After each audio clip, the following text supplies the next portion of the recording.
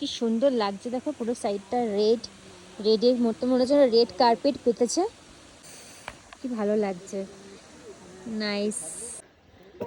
এতটা উঠে পুরো হাঁপাচ্ছে, এখানে এসে বসে গেছি। এটা কি সুন্দর জিনিসটা, এর নিচে খুব সুন্দর সুন্দর ফটো আসছে। কতটা উঠেছে একটু দেখাই, ও মা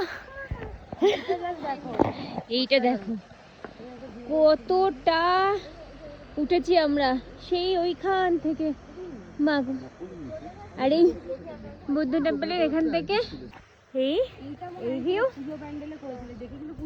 আর ওই যে আমার পুরো বনবন করে মাথা ঘুরছে। এখানে মোটামুটি বন্ধ আছে, এখন ভেতরে ঢোকা যাবে না, বন্ধ আছে। এই দেখো এই যে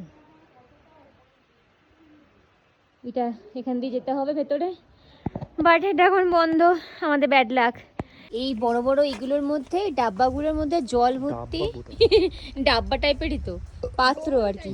এখানে সবাই 1 টাকা 2 টাকা করে ফেলে মনস্কামনা পূরণ করার জন্য। আচ্ছা, একটা জানলা পেয়েছি খোলা, ভেতরটা দেখি একটু জানলা দিয়ে। হ্যাঁ এই যে ভেতরে এই যে বুদ্ধ মূর্তি রয়েছে অনেক। আমি এই জানলাটা পেয়েছি, জানলার এখান থেকে একটুখানি দেখিয়ে দিলাম। হ্যাঁ কালকে যদি খোলা থাকে ভেতরে আসবো।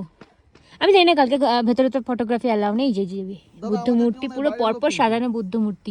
কি করছে জানলা দিয়ে? ঠিক আছে, বুদ্ধকেও শান্তিতে থাকতে দিচ্ছে না। এই লোকটা বড্ড কথা বলে।